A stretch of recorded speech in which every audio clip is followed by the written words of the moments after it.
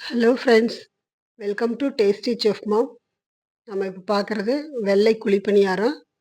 இது ஹோட்டல் ஸ்டைல்லையே எப்படி ரொம்ப சாஃப்டாக வீட்டிலேயே செய்கிறதுன்னு பார்க்கலாம்.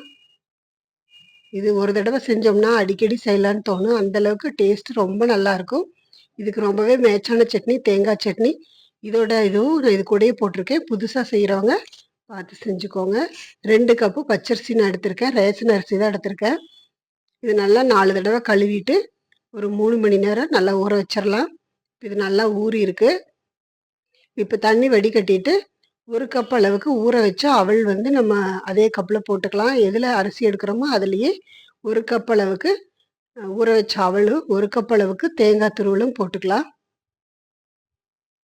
தேங்காய் துருவி போட்டுக்கலாம், அப்போ தான் கலர் நல்லாயிருக்கும். இது எல்லாத்தையும் நல்லா கலக்கி விட்டுட்டு நம்ம மிக்ஸி ஜாரில் போட்டு அரைச்சி எடுத்துக்கலாம். நான் 2 தடவை போட்டு நைஸாக அரைச்சி எடுத்திருக்கேன்.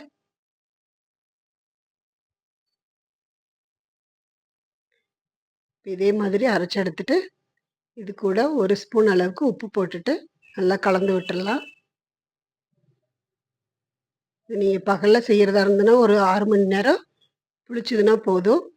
இல்லைன்னா நம்ம ஃபுல் நைட் கூட நம்ம புளிக்க வச்சு எடுத்துக்கலாம்.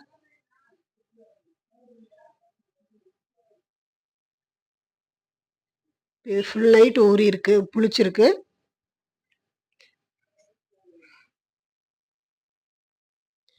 இது நைட் ஃபுல்லாக புளிக்க வச்சு எடுத்திருக்கேன். இது அப்படியே இருக்கட்டும். சட்னி பண்ணிட்டு நம்ம இது கூட என்ன போடலாங்கிறது பார்ப்போம். சட்னிக்கு ஒரு மூடி தேங்காய் நான் கட் பண்ணி எடுத்திருக்கேன். கூடவே ஒரு 3 ஸ்பூன் பொட்டுக்கடலை போட்டுக்கலாம். பொட்டுக்கடலை எப்போவுமே கம்மியாக போட்டோம்னா சட்னி டேஸ்ட்டாக இருக்கும். இது கூட ஒரு பச்சை மிளகாய், 2 வரமிளகாய் கிள்ளி போட்டுட்டு 2 சின்ன வெங்காயம் போட்டுக்கலாம்.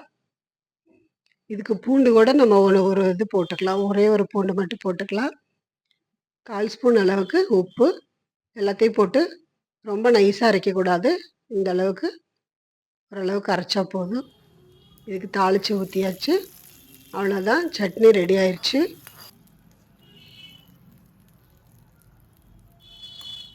இப்போது மாவில் 1/4 ஸ்பூன் அளவுக்கு பேக்கிங் சோடாவும் 1 ஸ்பூன் அளவுக்கு நல்லெண்ணெய் போட்டிருக்கேன்.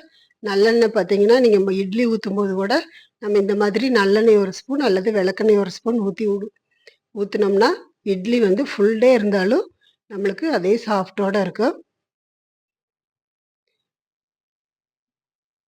இப்போது கல் நல்லா காஞ்சதும் நம்ம எண்ணெயோ நெய்யோ ஊற்றிக்கலாம்.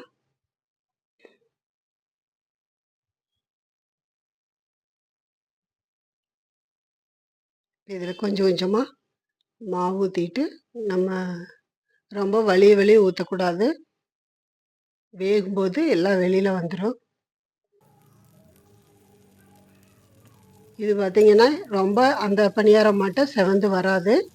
நம்ம பச்சரிசியில் செய்கிறனால ஓரளவுக்கு வெள்ளையாக தான் இருக்கும்.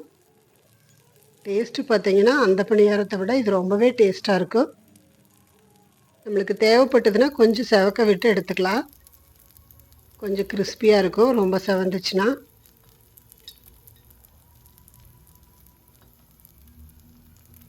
இப்போ நான் கொஞ்சம் செவந்து விட்டு தான் எடுத்திருக்கேன். ஆனால் இது பார்த்திங்கன்னா கொஞ்சம் முன்னாடியே வெந்துடும்.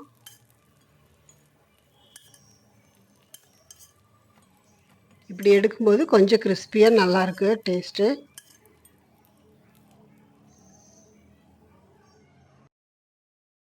அவ்வளோதான், ரொம்பவே டேஸ்ட்டாக இருக்கும்.